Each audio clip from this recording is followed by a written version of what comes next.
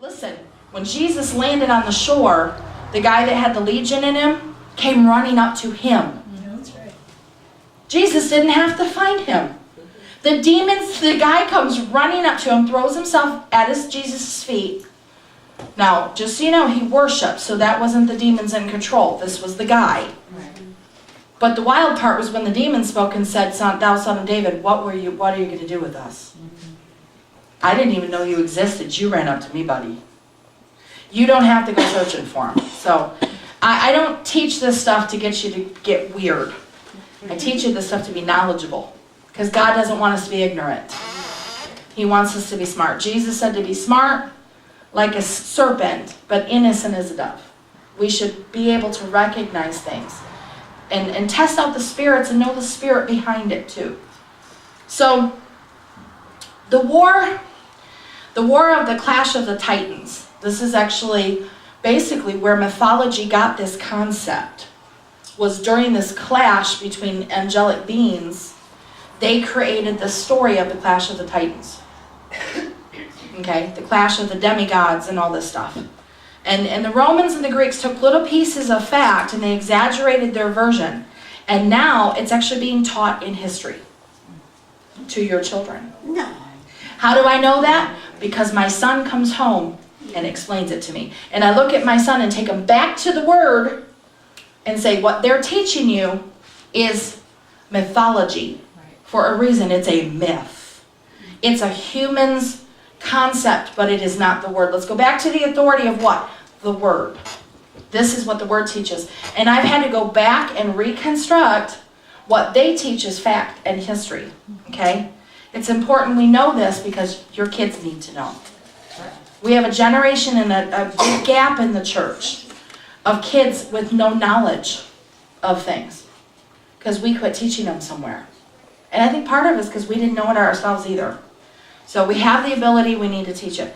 So this is being taught, you guys. And they're leaving God out of it. They're leaving Yahweh out of it. He's not the creator anymore.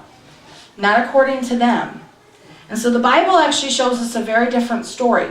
The Bible shows us the ultimate authority as God, and He sends His angels to separate what's become evil now, okay? And to basically cleanse the heavens, and they cast out Lucifer and they cast out his angels. Idolatry is the worship of anything but God, Yahweh. God says in the Ten Commandments to worship no other God but me, to make no graven image and worship no other God but me. And idolatry didn't exist before the Tower of Babel. It doesn't show up in the Word anywhere.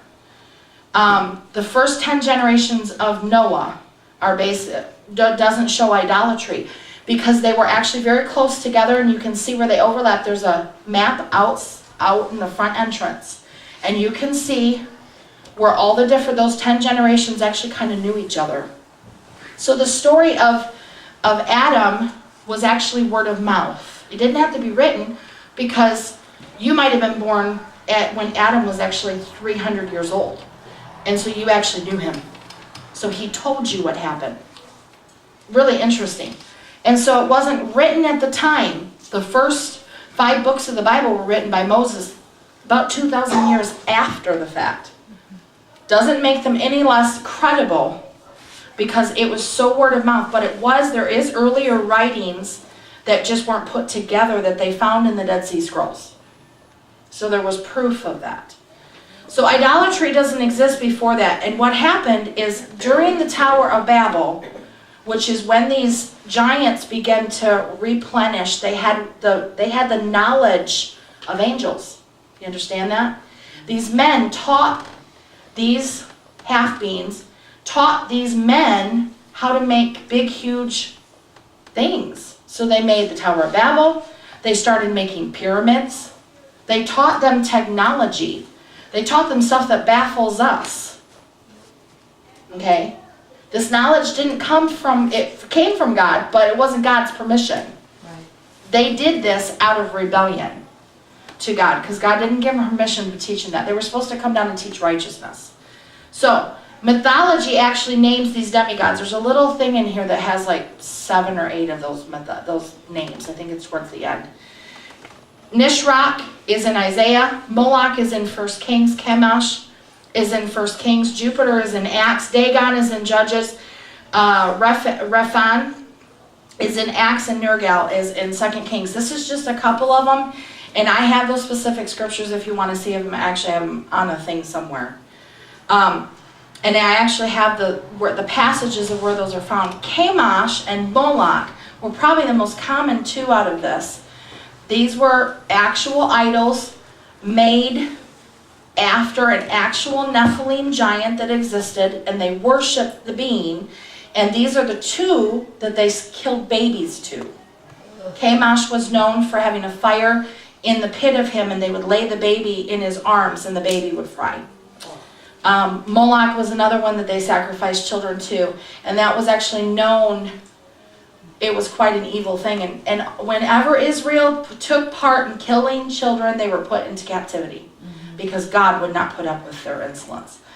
You do not kill babies in God's name.